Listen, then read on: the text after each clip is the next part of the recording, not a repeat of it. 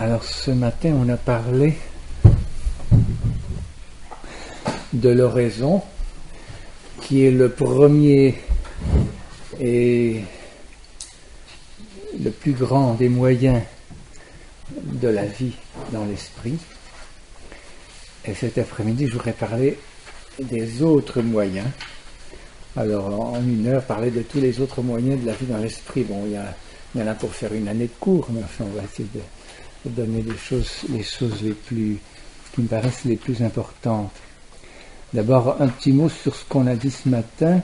On a dit l'important c'est de persévérer. Alors, si on n'a pas l'habitude de faire cette oraison, prendre une habitude, c'est toute une affaire. Prendre une habitude nouvelle, ça ne se fait pas en 3 minutes. Ça prend du temps. Ça demande déjà toute une persévérance.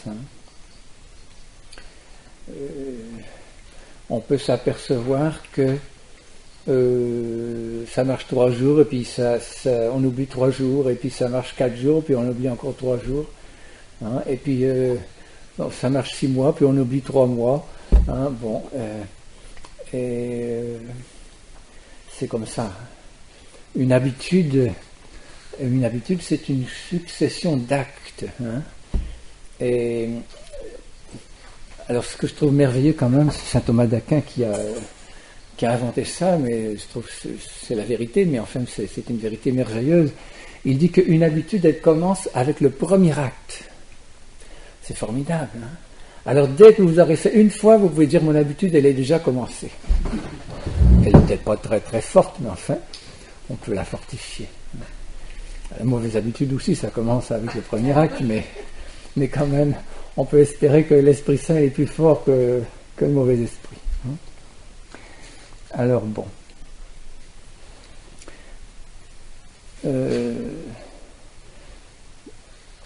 Je vous disais tout à l'heure qu'il y a un seul Esprit Saint, il y a beaucoup d'esprits, mais il n'y a qu'un seul Esprit Saint.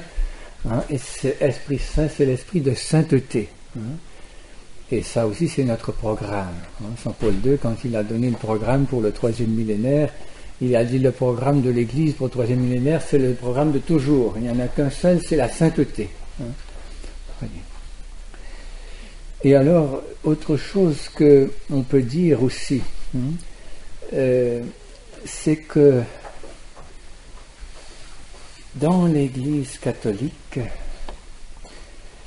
comment dire ça ? L'Église catholique, c'est là où on a conservé tous les moyens de salut que Jésus nous a donnés. Il y a, bien sûr, dans toutes les églises chrétiennes, il y a le baptême. Il y a les sacrements. Les sacrements, on en a 7. Alors, chez les protestants, il y en a qui n'ont qu'un seul, il y en a qui en ont 2 ou 3, mais enfin, ils n'en ont pas 7. Il y a tous les moyens de salut. On peut dire qu'on a conservé. Ça ne veut pas dire qu'on est meilleur que les autres, mais ça veut dire que, vous voyez, il y a des choses qu'on n'abandonnera jamais. Même si on fait l'écuménisme, si l'Église se réunit, on n'abandonnera jamais les 7 sacrements. On n'abandonnera jamais que l'Eucharistie, où c'est le corps et le sang de Jésus réellement présents. On n'abandonnera jamais ça. C'est notre plus grand trésor. Voyez. Pour faire ce qu'on veut, il va bien falloir que les autres qui n'y croient pas le découvrent un jour. Comment? Je ne sais pas. Ça ne veut pas dire que nous, on n'a rien à découvrir, parce qu'on peut avoir aussi...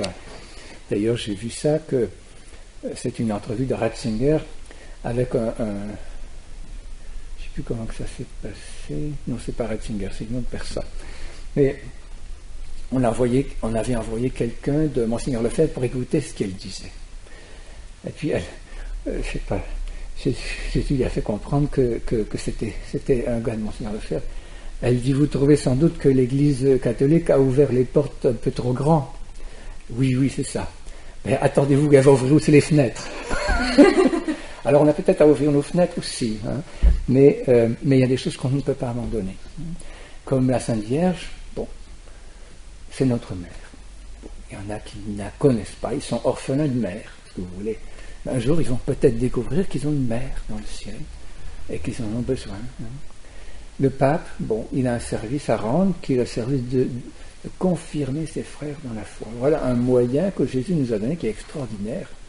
Il y a une seule personne comme ça dans le monde qui a une grâce spéciale pour confirmer, on sait qu'il ne va jamais nous enseigner des choses qui sont contraires à la foi ou à la morale. Au contraire, il va nous confirmer dans la foi.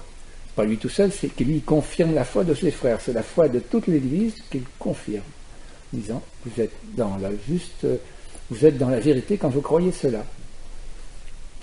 Bon, alors, peut-être qu'un jour, les événements feront qu'on s'apercevra qu'il est vraiment indispensable. Bon, on a déjà vu pas mal avec Jean-Paul II, mais on en verra peut-être davantage. Et alors, pour vivre dans l'esprit, il faut aussi avoir que toute notre vie elle soit prise par l'Esprit Saint, elle soit dirigée par l'Esprit Saint. Et entre autres, vous voyez, il y a les vertus. Les vertus. Bon, il y a les vertus théologales qui sont la foi, l'espérance et la charité, ça c'est important.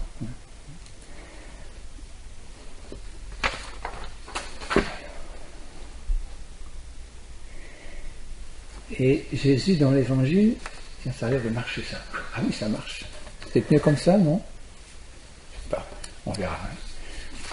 Ça ne marchait pas tout à l'heure. Quand il parle de l'Esprit Saint, il dit « Demeurez dans la vie jusqu'à ce que vous soyez revêtus de la force d'en haut. » C'est la force d'en haut. Après ça, je prierai le Père, il vous donnera un autre paraclet. Un paraclet, c'est un défenseur, ou un conseiller, ou un inspirateur. C'est quelqu'un qui va nous guider. Et l'esprit de vérité, c'est lui qui va nous rappeler la vérité tout entière. Ensuite, il donne l'Esprit Saint pour qu'il puisse remettre les péchés. C'est l'Esprit Saint, par sa puissance, qui remet les péchés. C'est l'Esprit Saint, par sa puissance, qui consacre le pain et le vin.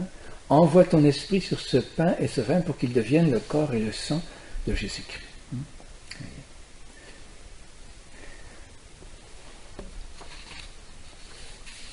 Et puis après ça, évidemment, il y a l'Esprit Saint qui est donné à la Pentecôte. Alors là, il fait des miracles, il fait des conversions, il parle dans le cœur des gens. Ils disent qu'ils avaient le cœur transpercé.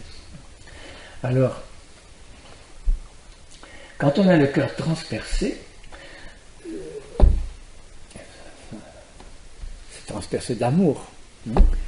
Et il y a beaucoup de gens comme ça aujourd'hui qui se convertissent, qui rencontrent Jésus vivant, qui reçoivent l'Esprit Saint, on pourrait dire, d'une façon nouvelle, qui reçoivent des grâces qu'on pourrait appeler des grâces mystiques, qui sont une grâce d'amour, une grâce de paix, ou une grâce de joie, ou tout ça, qui leur est donnée comme ça directement par le Saint-Esprit.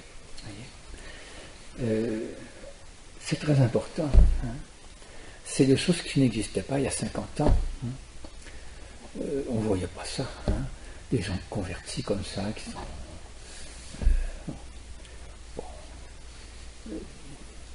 C'est des choses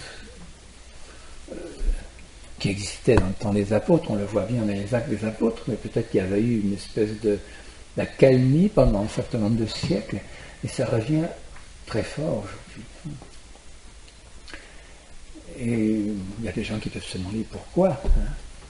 Pourquoi qu'aujourd'hui, à partir de 1960, ça revient et que pendant plusieurs siècles, apparemment, on n'a pas vu ça.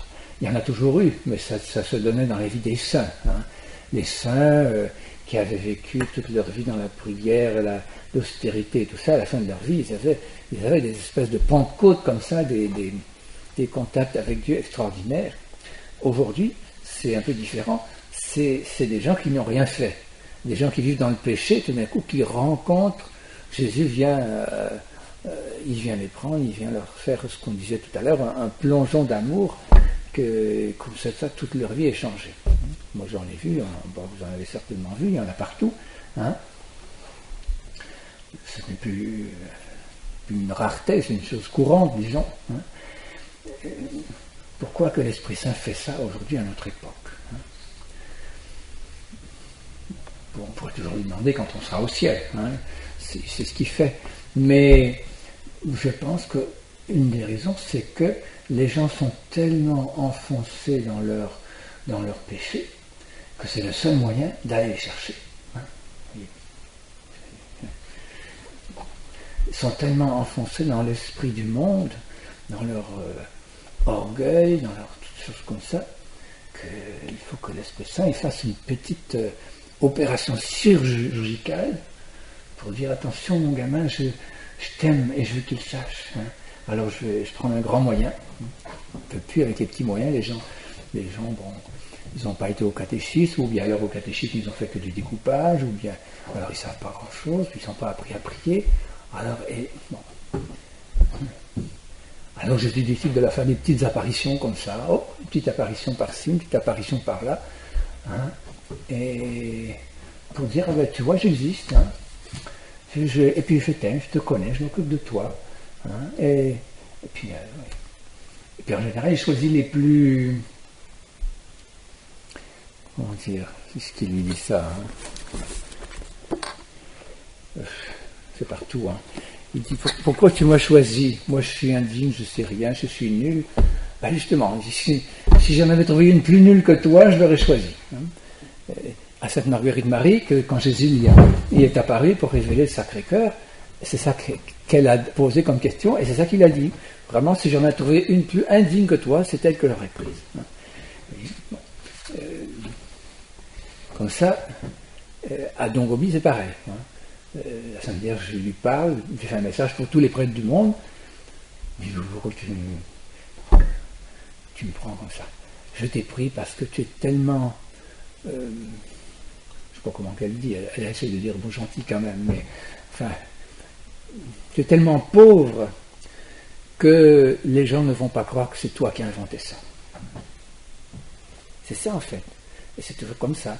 Quand elle a choisi Bernadette qui vivait dans le cachot, bon, qu'elle n'avait pas été au catéchisme, que son père était mal vu, bon, tout ça. Hein. Ben, voilà, les gens ne vont pas croire que c'est toi qui as inventé ça. Hein. Et le curé a bien compris que ce n'était pas elle qui avait inventé ça. Alors c'est toujours comme ça. Hein. Ben alors il vient nous chercher. Hein. Parce que c'est notre misère qui l'attire, ce n'est pas nos exploits, les grandes œuvres qu'on a faites pour Dieu. Hein. C'est notre misère. Et si on reconnaît qu'on est indigent, c'est ça qui l'attire. Toujours la même chose, hein, parce que c'est un Dieu d'amour.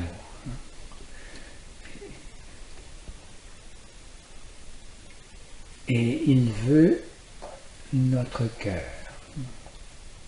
Ce qui est le plus profond dans l'homme, qu'est-ce qui fait qu'on est à l'image de Dieu?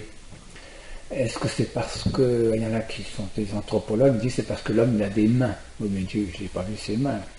Hein? Parce qu'il est intelligent, il est capable de penser. Oui, peut-être, oui. Ou, bon, c'est vrai que les singes, ils ne pensent pas beaucoup. Hein? Mais, qu'est-ce qu'il fait? C'est parce qu'il a un cœur qui est capable d'aimer. Que Dieu nous a créés pour se donner à nous. Hein? C'est pas pour qu'on construise le monde. Pas sûr, ça fait partie des choses qu'on peut faire. Il nous a créés pour se donner à nous, pour nous aimer, hein, pour pouvoir répandre son amour dans d'autres êtres qui seraient capables de le reconnaître et de lui rendre un peu cet amour. Hein, en toute petite dose qu'on va lui rendre quand même. Et c'est pour ça qu'il nous a fait un cœur, une capacité d'amour, une capacité d'être aimé. Hein. Ça, c'est ce qu'il y a de plus profond en nous. C'est très important pour ce qu'on dit cet après-midi sur les moyens. Hein. Parce que le grand moyen que Jésus veut nous donner pour nous faire vivre dans l'esprit, surtout à notre époque, c'est la confiance. Et alors de savoir qu'il nous a fait pour nous aimer, et que chaque être humain que ce soit nous ou que ce soit les autres que nous rencontrons, ce qu'il y a de plus profond en lui, c'est cette capacité d'amour, que l'Esprit Saint seul peut y entrer. Et aucune blessure de notre passé, et aucune blessure de aucun péché, aucune blessure que d'autres ont pu nous faire, ne peut tuer cette capacité. Et aucun psychiatre ou autre chose ne peut toucher et entrer dans cette chose-là non plus. C'est le domaine réservé de l'Esprit Saint.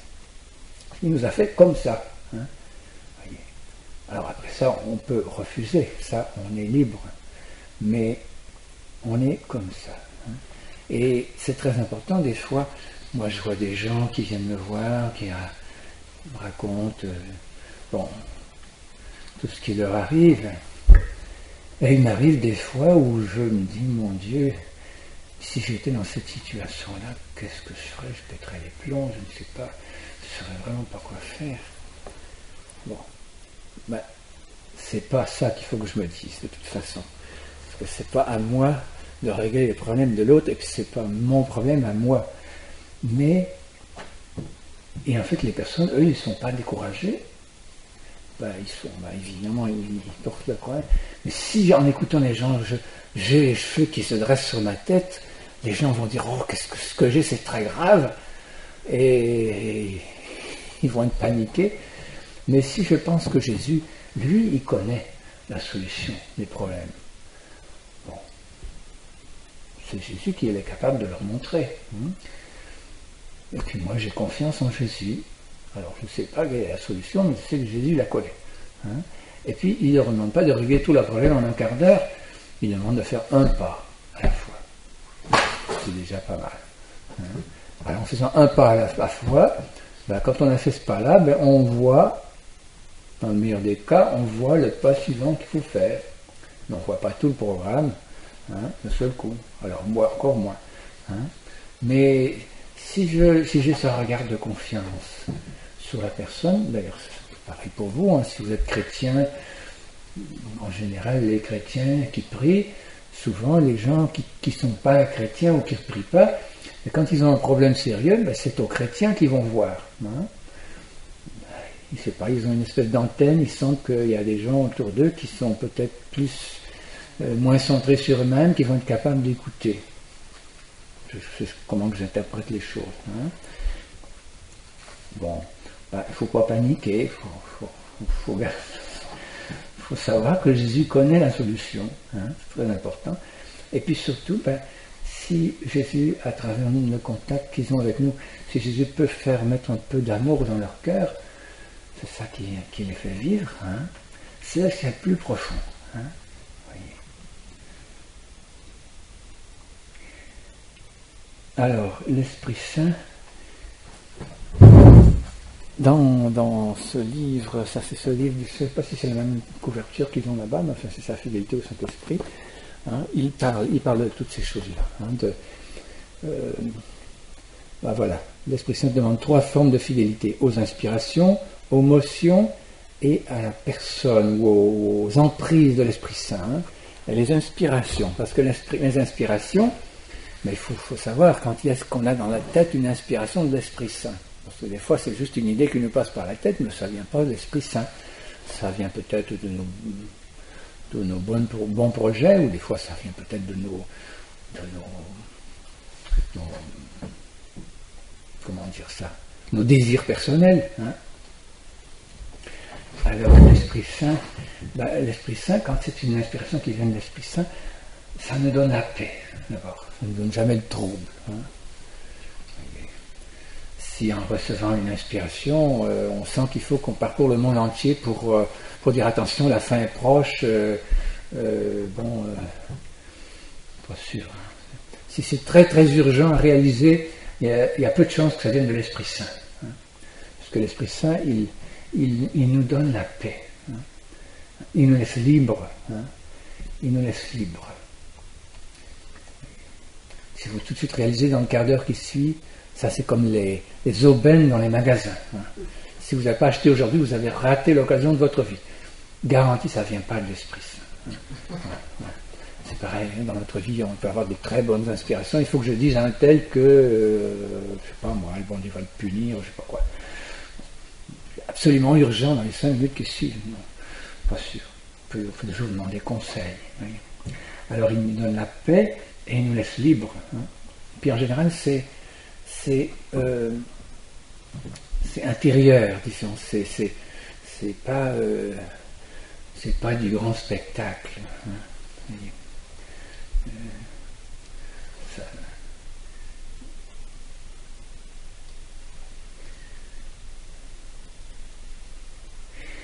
il y a une personne comme ça qui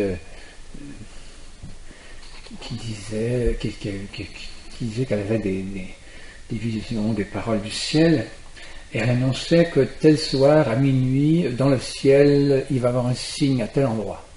Et alors là, il y a des dizaines de personnes qui se réunissaient pour regarder dans le ciel à minuit. Bon.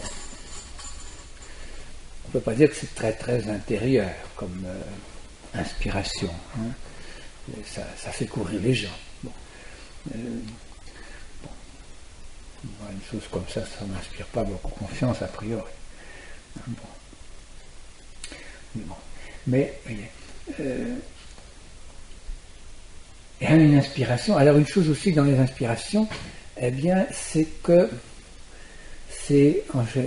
quand ça vient de l'Esprit Saint, c'est que c'est pas en contradiction avec la foi catholique.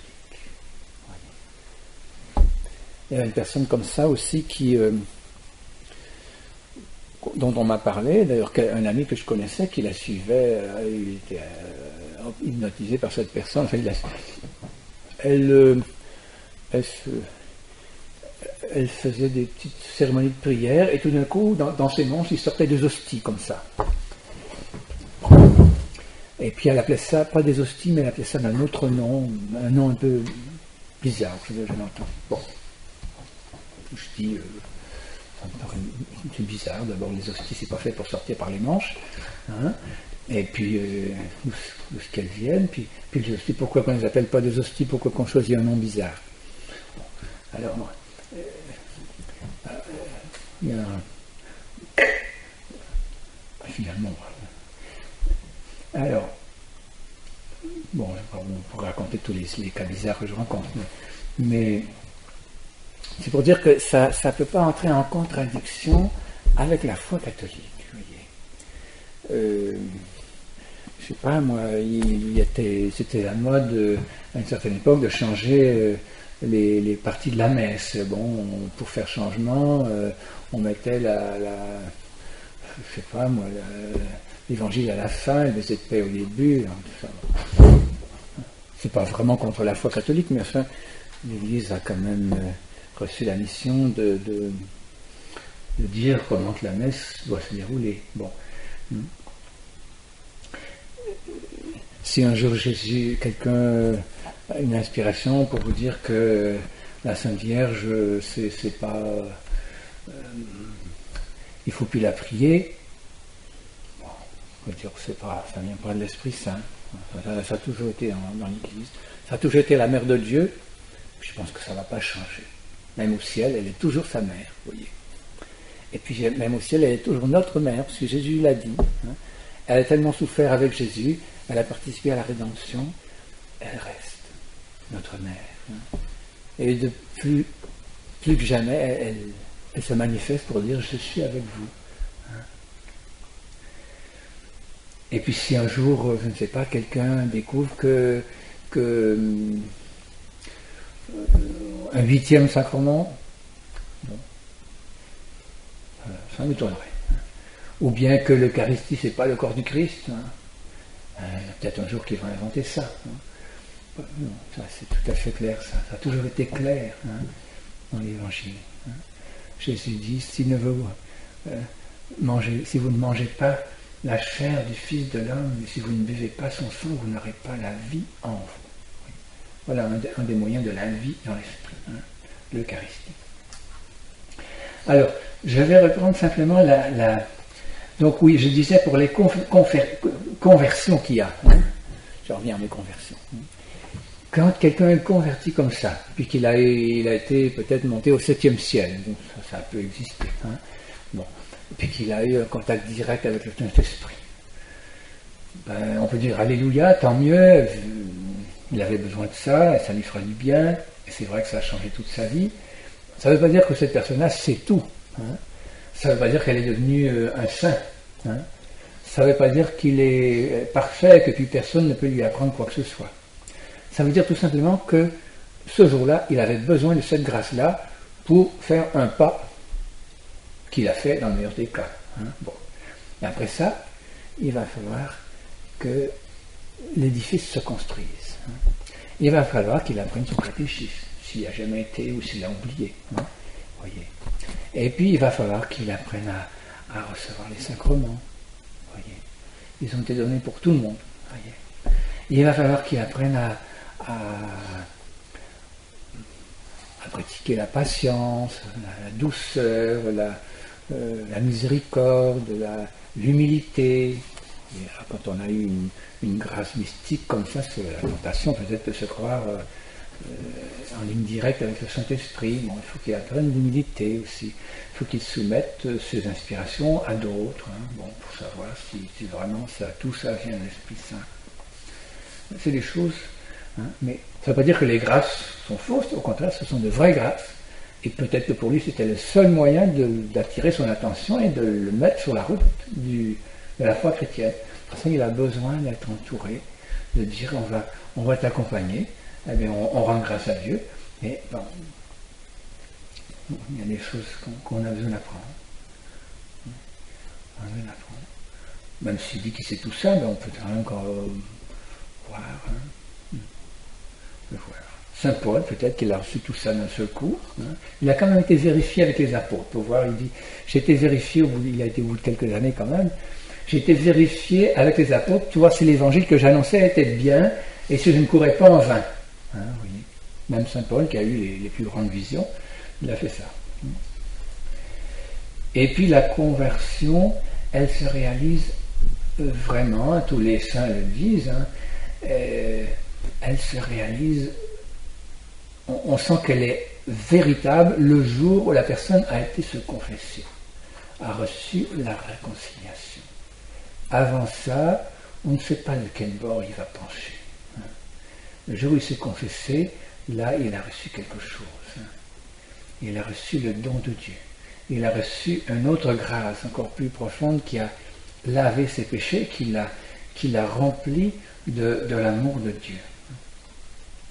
Alors on peut regarder parmi les moyens de la vie dans l'esprit. La foi, hein, c'est ça, hein, la foi objective, ça veut dire que c'est pas ce qu'on disait tout à l'heure dans l'homélie. Hein.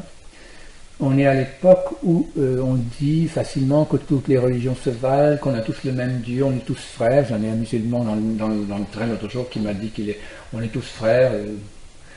J'avais envie d'être d'accord avec lui parce que je crois qu'elle avait pris un petit coup et n'était pas en état de discuter. Mais en tout cas, on était tous frères. Mais on n'est peut-être pas frères de la même manière. Hein. Nous, on est frères parce qu'on est les fils du Père que Jésus nous a donné. Hein. Et eux, ils ne connaissent pas leur Père du ciel. Ils ne connaissent pas Jésus non plus comme le Fils unique de Dieu. Mais bon, alors c'est ça. Jésus, c'est le Fils unique de Dieu. Il n'y en a pas d'autre. Et c'est le seul qui a été envoyé sur la terre pour nous révéler la plénitude de ce que Dieu veut nous révéler.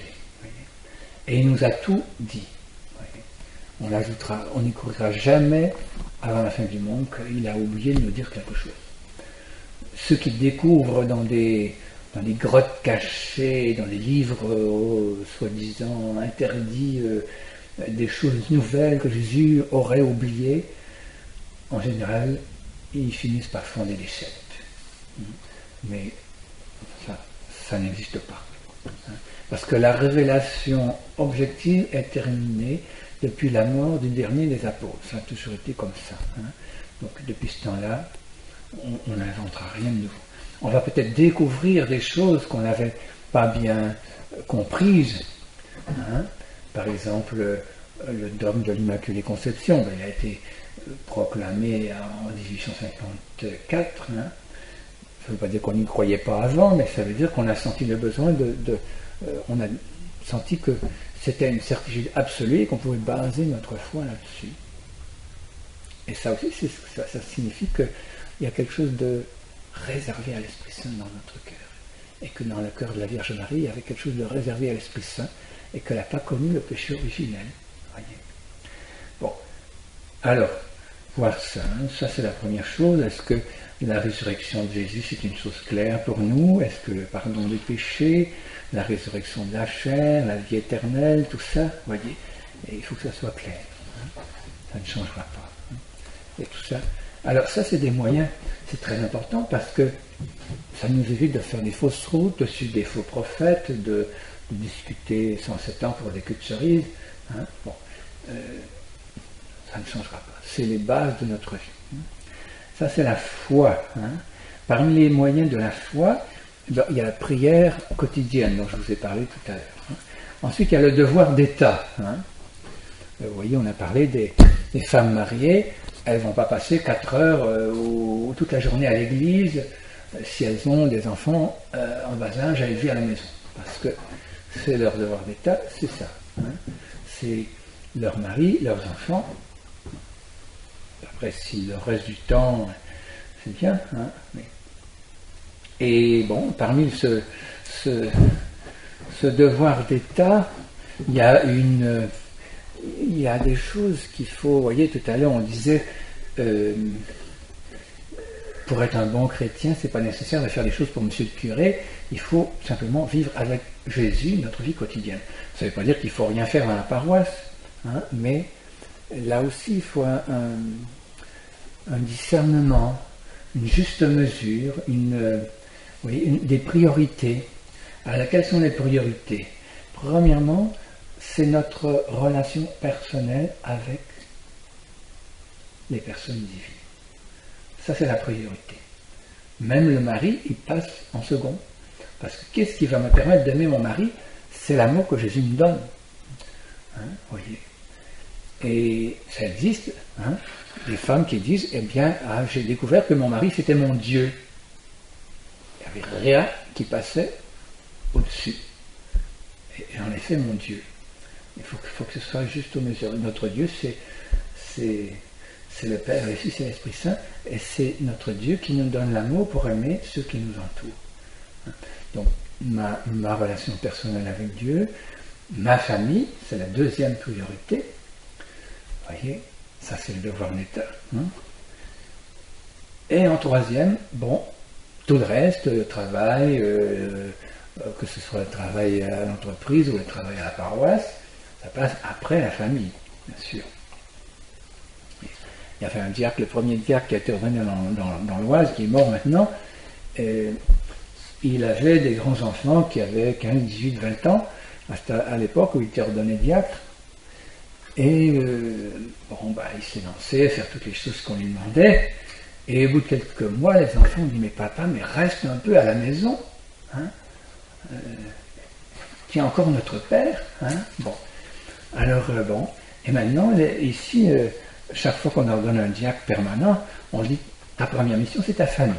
Après, il y a autre chose, mais ta première mission, c'est ta famille. Hein. Et c'est pareil, vous voyez, c'est une chose qui arrive souvent, c'est que dans une paroisse, j'étais responsable de paroisse un temps, eh bien, quand on a des gens gentils, qui font des belles choses dans la paroisse, ou qui font du catéchisme, ou tout ce qu'on veut, et puis tout d'un coup, on a un travail nouveau à faire, on découvre un nouveau besoin, tout ça. À qui on va demander en priorité? Et on va demander à Madame Untel, parce qu'elle fait déjà les choses tellement bien. Hein. Elle fait déjà le catéchisme, elle fait déjà la liturgie, elle fait déjà le conseil économique, elle fait déjà ceci, elle fait déjà ça, mais on va lui demander encore, elle fait ça tellement bien. Et on ne pense pas que cette femme-là, elle a sa famille, ses enfants, son mari. Vous voyez, on n'y pense pas. Enfin, on y pense peut-être, mais disons qu'on est tenté de ne pas y penser, de trouver que c'est une aubaine merveilleuse d'avoir une personne aussi merveilleuse que ça, que c'est à elle qu'on va demander. Pourquoi? Parce que c'est très difficile d'aller trouver une personne qui fait rien du tout et de lui apprendre de B à bas, je voudrais que vous me fassiez ceci, il faut faire comme ça, vous l'apprenez comme ça. Ça prend du temps d'enseigner à quelqu'un à faire quelque chose de nouveau. Hein. C'est bien plus facile d'aller trouver quelqu'un qui sait tout faire. Hein. Alors, je vous dis ça parce que ça peut vous arriver. Hein. Il faut apprendre à dire non par amour de Jésus. Hein, c'est difficile ça, hein, mais on peut apprendre à dire. C'est le cardinal Daniel qui a dit ça à des prêtres. Eux aussi, ils ont la tentation de tout faire 25 heures par jour. Il dit, vous ayez du temps pour manger, pour dormir et pour prier. Bon, pour les gens qui sont mariés, il y a aussi leur famille. Hein. Bon, alors, vous voyez, il faut apprendre à dire non par amour de Jésus, en disant, monsieur le curé, je pense que Jésus, il me demande de faire passer ma famille en premier. Il faut que mes enfants me voient de temps en temps à la maison. Hein. Bon, c'est important de le dire parce que c'est comme ça aujourd'hui, il y a tellement de choses à faire. Hein. Bon. Et puis en fait, on peut trouver des gens, mais il faut leur apprendre. Hein. Puis même si on n'en trouve pas, eh bien, la paroisse ne va pas s'écrouler. On se croit indispensable. Hein. Voyez. Alors ça c'est important, priorité. Hein. Bon, Jésus, s'il veut je vais vous parler de la confiance, on va quand même en parler un peu. Hein. On reviendra là-dessus si il reste du temps. Hein. Mais, vous voyez, donc la foi, l'espérance et la charité. Bon, la charité, en 2 mots, qu'est-ce que c'est? C'est nos rapports avec Dieu d'abord, aimé par-dessus tout, et les autres. Hein. Et Jésus dit, eh bien, ce que vous avez fait à l'un de mes frères, c'est à moi que vous l'avez fait. Alors, mes paroles, mes pensées, bon, et tout ce qu'on veut, hein, vous voyez, ça peut aller très loin, hein, nos actions, bien sûr. On peut demander à Jésus de nous purifier. Et puis, bien sûr, s'aimer soi-même. Hein. Il y a des gens qui ne s'aiment pas soi-même, hein, ou qui ne s'aiment pas assez, ou qui se reprochent indéfiniment des choses. Hein. Il faut aussi s'aimer suffisamment, comme Jésus nous aime, il t'a pardonné tes péchés, il faut que tu te pardonnes toi-même. Hein. Voyez. Alors, et l'espérance, voyez, ça c'est la grande vertu d'aujourd'hui. On a besoin de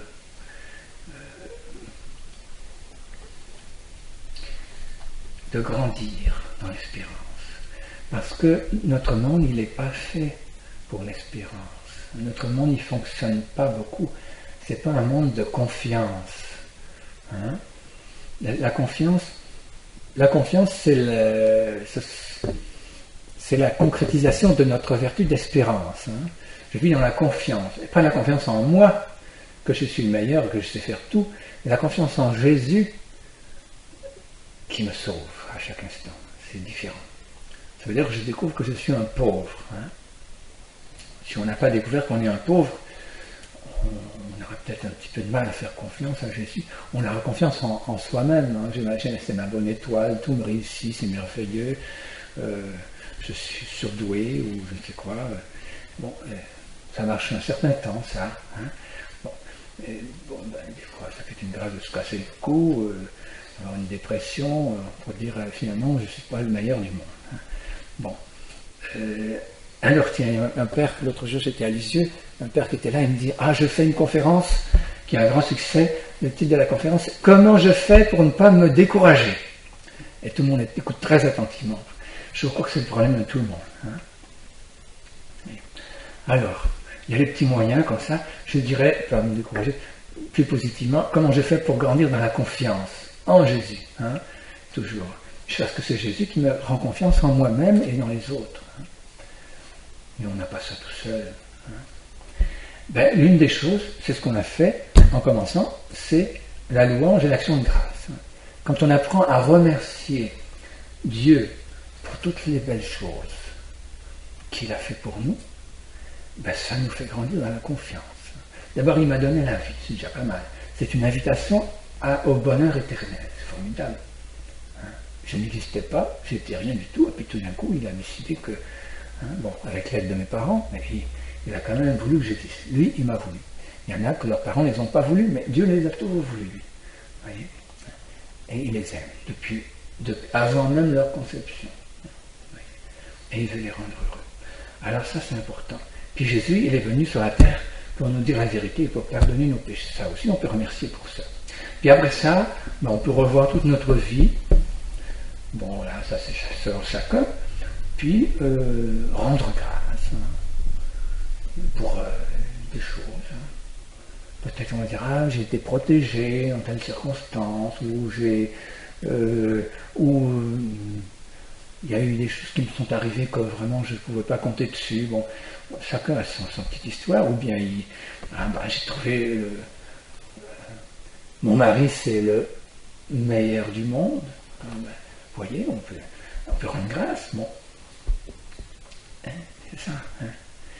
On peut rendre grâce. Hein. Puis chaque jour, il arrive des petites choses qu'on peut aussi rendre grâce. Et on est habitué, vous savez, on est dans un monde, à la télévision, c'est pas ça. À vos informations, c'est toutes les mauvaises nouvelles, sauf l'exception, mais en général, bon. Hein. Et il y a de quoi avoir une dépression. Hein. Et tout le monde est hypnotisé pendant au moins une demi-heure tous les soirs devant son appareil, sinon peut-être plus qu'une demi-heure. Hein. Et puis on ingurgite tout ça. Hein. Il y a la guerre par-ci, il y a l'inondation par-là, il y a les tours qui s'écroulent, il y a tout ci et tout ça. Et ça nous remplit, on regarde les images, on voit tous les gens qui pleurent et qui se gémissent. Et ça nous rentre dans la mémoire. Vous savez, la mémoire, c'est la faculté qui retient les images, qui retient les événements. Et l'imagination aussi. Hein. Ça reste là-dedans. Et puis pendant la nuit, tout ça, ça grouille. Hein. C'est pas étonnant qu'on fait des mauvais rêves des fois la nuit. Hein, parce qu'on est rempli de toutes ces choses-là. Hein. C'est pas étonnant que de temps en temps on pète les plombs pour en avoir un coup de poing à droite et un coup de poing à gauche. Parce qu'il y a des coups de poing avec les pointes et des coups de poing avec les paroles. Hein. Bon. Parce qu'on a écouté ça, on a regardé un film à la télévision, c'était de la violence pure et dure, et hop, on répète la même chose. Et les enfants, qui sont plus sensibles encore, qui me disent, oh, j'ai dit telle chose à ma mère, oh, je sais pas comment j'ai fait ça. J'ai dit combien d'heures par jour tu regardes la télévision. Et puis je dis, ben voilà, est-ce que ça pourrait pas venir de la télévision, ce que tu as dit là? Ah oui. Bon. C'est comme ça, on est fait comme ça, on enregistre et hop, quand il y en a trop, ça sort. Hein. Alors, action de grâce, hein. On va tout à fait à contre-courant, on va faire une action de grâce. Hein. On est tout à fait à contre-courant. C'est peut-être une forme de s'en rendre compte. Hein. Mais si on apprend, c'est pour ça, les groupes du renouveau, c'est formidable. C'est ça, on apprend à rendre grâce ensemble de tout ce qui se passe de beau, tout simplement que notre Dieu est vivant. Bon. Alors après ça, action de grâce. On peut faire aussi des actes de confiance. J'ai confiance en toi, Jésus. Ça, on peut faire ça 100 fois par jour. Hein. On peut faire une attitude de confiance aussi. Hein. Ça veut dire que je ne sais pas, il y a des jours qui sont gris, il y a des jours où on se lève du mauvais pied, il y a des jours où on est fatigué, il y a des jours où il y a des choses qui ne vont pas. Bon. Ben, ce jour-là, qu'est-ce qu'on fait? Si on se jette sous le lit en tapant du poing, en disant j'en peux plus, ça c'est pas une attitude de confiance. Parce que c'est une attitude de se décourager. Hein. Et on peut peut-être dire, au contraire, on peut dire à Jésus, ah ben voilà, aujourd'hui, je me sens pas très forte, je pense que j'ai besoin de faire une sieste. Hein. Ben, je vais faire la sieste pour toi, Jésus. Hein. C'est formidable ça. Saint François de Sales dit ça d'ailleurs. Hein. Il faut faire pour Dieu, pas juste les choses qui nous sont pénibles, mais même les choses qui nous sont agréables, comme de manger et de dormir. Vous voyez, ben, c'est ça. Hein. Après tout, j'ai besoin d'une bonne petite sieste, parce que vraiment, c'est pas la forme, je vais la faire pour Jésus, ma petite sieste, pour montrer à Jésus que je ne vais quand même pas tirer sur la corde jusqu'à temps qu'elle pète. Hein. Bon, voyez. Alors, nos attitudes, ou bien alors si ça ne va pas, on va dans la rue, puis on tape, on donne un coup de pied sur toutes les poubelles qui passent. Bon, c'est pas ça qui nous donne la confiance, voyez. Mais on peut peut-être faire attention de dire bonjour madame, un petit sourire, On trouve toujours quelqu'un qui est plus pauvre que nous, ou plus triste, ou plus malheureux. Hein. C'est pas très difficile à trouver. Hein. Ben, voilà. On n'est pas obligé de passer 3 heures à la consoler, parce que là, on va faire une déprime. Hein. Mais on a un petit sourire. Hein. On ne peut pas faire beaucoup plus, mais on va faire ça. Hein. Ou bien des fois, dans notre maison, on a à peu près 395 000 choses qui traînent. Hein. Bon, on ne peut pas ranger les 395 000 aujourd'hui. Mais peut-être, pour montrer à Jésus notre bonne volonté, on peut ranger une chose qui traîne. Vous voyez, on n'a pas la force d'en faire plus, on peut le faire. Juste, c'est un petit, je veux dire, c'est un petit bisou qu'on fait à Jésus pour dire, ben, je veux me tourner vers toi, je ne vais pas complètement m'enfoncer. Hein, bon, ben, c'est ça des attitudes de confiance. Hein. Bon, des petites choses pour montrer notre bonne volonté. Après ça, ben, il y a aussi des gens que Jésus fait participer à ses épreuves pour le monde, à son agonie, tout ça. Bon, des fois, on se sent bien nulle part. Il y a des gens qui prient depuis longtemps, mais qui se sentent bien nulle part parce que ils seraient plus heureux au ciel, quoi. Hein, bon. Hein, Jésus, il a fait une belle prière. Ou alors, quand dans son agonie, qu'est-ce qu'il a dit, Jésus? Il a dit, Père, si c'est possible que cette coupe passe loin de moi, mais que ta volonté soit faite. C'est très important aussi. Ça peut être utile pour chacun de nous à un moment ou l'autre. Quand on sent que vraiment, il n'y a plus grand chose qui marche, on peut s'arrêter d'abord, prier. Hein. Jésus, il a dit, hein, si c'est possible que cette coupe passe loin de moi. Bon, si c'est possible, Jésus, que ce malaise, ce mal-être passe de moi parce que je passe un mauvais quart d'heure, hein, mais que ta volonté soit faite. Hein. Bon. Ben, on dit les deux. Hein. On demande d'abord d'être délivré. Il ne faut jamais croire que c'est la volonté de Dieu si on n'a pas demandé d'être délivré. Puis après ça, on dit que ta volonté soit faite. Et qu'est-ce qu'on fait en faisant ça? Ben, on ne reste pas enfermé en soi-même, on se tourne vers le Père. Hein. On dit, si c'est possible, Père. Hein. Voilà. Et ça change tout. Hein. Parce que là, si on s'adresse au Père, ben, c'est le Père, c'est mon Père, il m'aime, alors qu'il arrive quoi que ce soit, il peut rien m'arriver puisque mon Père m'aime. Hein. Mais on se tourne vers lui, on ne reste pas enfermé. Voyez. Alors ça, c'est ça. Hein. Et donc, ce qui la confiance nous demande, c'est de nous décentrer de nous-mêmes, pour nous centrer sur Jésus. Et alors, un des dangers aujourd'hui, il y a deux dangers qui sont, mais il y en a qui est plus dangereux que l'autre. Hein. L'un des dangers, les deux, c'est le marxisme et la psychanalyse. Le marxisme, c'est athée, le danger pour l'Église, pour la foi, parce qu'il ne voit que le matériel. Il faudrait que l'Église soit, les expressions religieuses soient réservées au privé, qu'on ne les voit plus du tout à l'extérieur. Hein. On pense que c'est mort parce que le rideau de fer est tombé, mais on en a tout autour de nous. Hein. On veut que rien, que le matériel qui compte. C'est le matérialisme pratique. Hein. On vit pour la maison, la voiture, l'argent, l'ordinateur, les études. Bon. Alors, ça, c'est un danger. Ils ont quand même les pieds sur terre.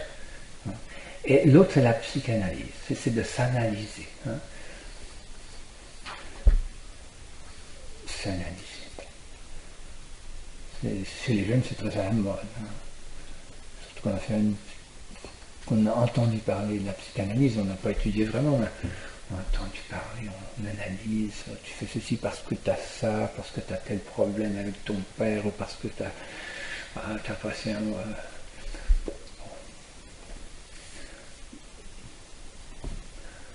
C'est peut-être très intéressant. C'est pas ça qui nous donne l'espérance. Hein. Et c'est pas ça qui nous relève. Et des fois, on s'analyse soi-même, on n'a pas besoin des voisins. On s'analyse, qu'est-ce que j'ai fait, pourquoi que ça va mal, pour ceci et ça, ceci, etc.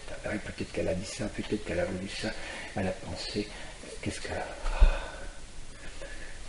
Ça, c'est un enfer. Alors, c'est... Pour la vie dans l'esprit, il ne faut pas trop s'analyser. Il faut apprendre à remettre à Jésus les choses. D'abord, plus on analyse, plus on ne comprend rien. Bon, et puis ça n'annule pas. Bon, ça peut peut-être nous faire découvrir éventuellement des blessures de ce sensible. C'est peut-être très intéressant, oui. C'est vrai, des fois c'est utile, mais pas trop. Pas vivre uniquement de ça. Et surtout, c'est pas ça qui nous donne l'espérance. C'est Jésus qui nous fait dire tu es meilleur que tu penses. Tu es meilleur que ce que tu vois et tu es meilleur que ce que les autres voient. Parce que moi je te connais, moi je t'aime et je sais ce que tu vaux. Et je suis capable de faire germer un parterre de fleurs dans ton cœur. Oui. Bien plus que ce que tu peux imaginer. Alors je remets à Jésus. Oui, je remets à Jésus.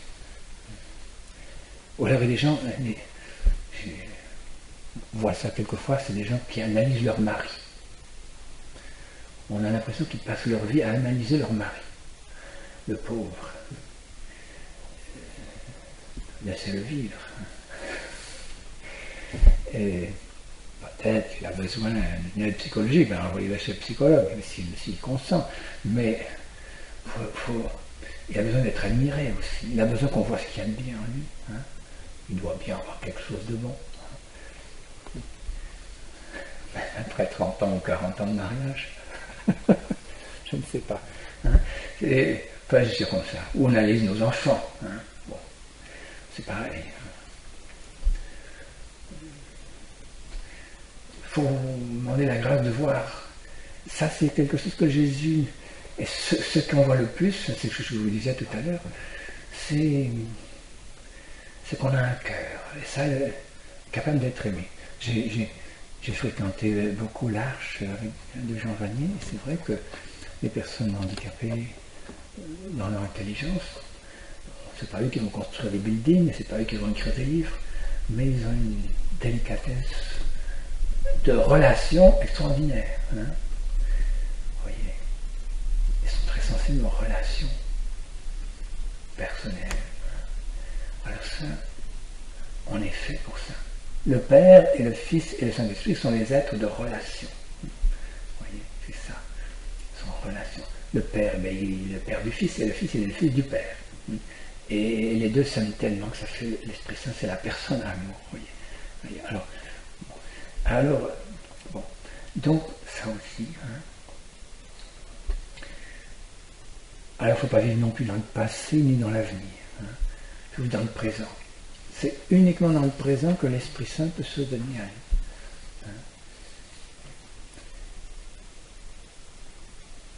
nous. Nos vieux péchés, bon, ils ont été confessés, pardonnés, c'est réglé. Il faut y croire au pardon.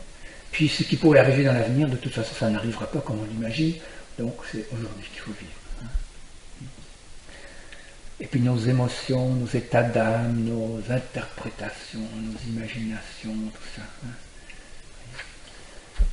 Ça, c'est nos pensées. Donc, j'ai parlé de ce que Saint François de Sales disait sur les pensées de Madame Jeanne de Chantal. C'est valable pour nous. Alors, donc, ça, vous voyez, ça, c'est parmi les moyens d'espérance. Qu'est-ce qu'on dit encore? Jésus nous a donné sa mère, on en a parlé. Puis, encore moi, ce qui m'a aidé dans ma vie, dans mon espérance, on pourrait dire pour reprendre la formule de tout à l'heure, pour ne pas me décourager, c'est quand même certaines révélations privées. Vous voyez. Et moi j'ai entendu parler de Don Gobi, vous voyez, ce prêtre dont je vous ai parlé. Il a rassemblé un mouvement de prêtres pour dire il y aura des difficultés dans l'église, vous allez en passer au travers si vous êtes fidèle au pape, tout simplement. Puis il y a des dizaines de milliers de prêtres et d'évêques qui se sont rassemblés dans ce mouvement. Bon.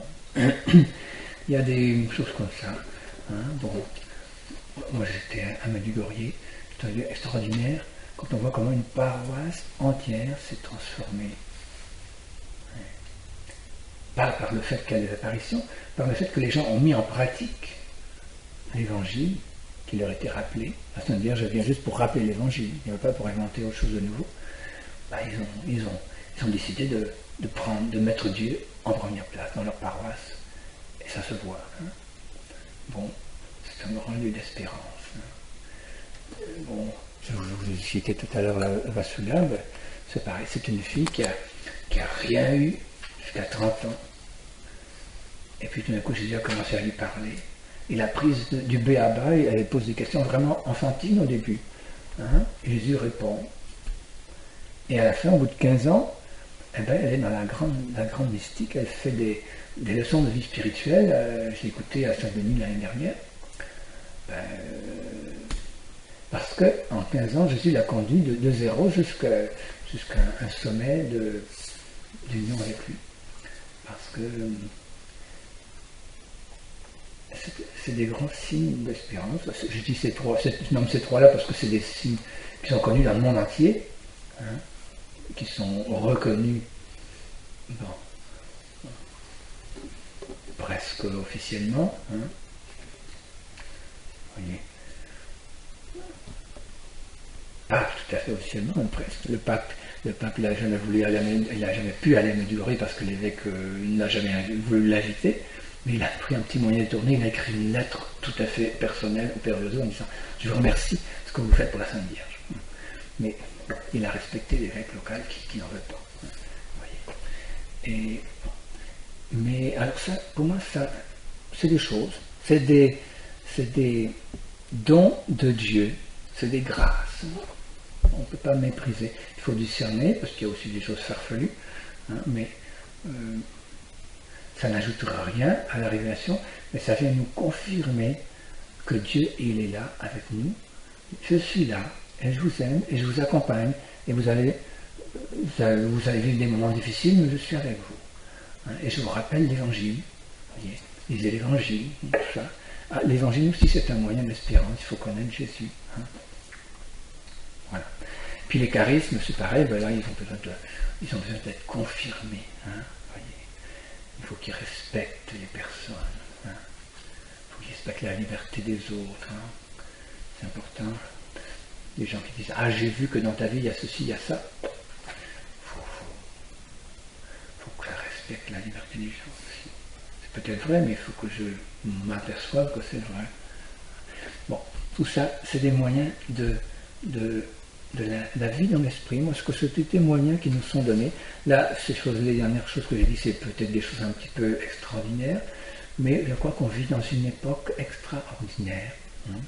On vit dans une époque qui a beaucoup de chances de rencontrer des persécutions. Et on sait que dans les pays persécutés, c'est là où il y a eu le plus nombreuses choses extraordinaires, parce que le bon Dieu a voulu se manifester quand même, vous dire « Je suis avec vous ». Et je ne vous abandonne pas même si vous êtes persécutés.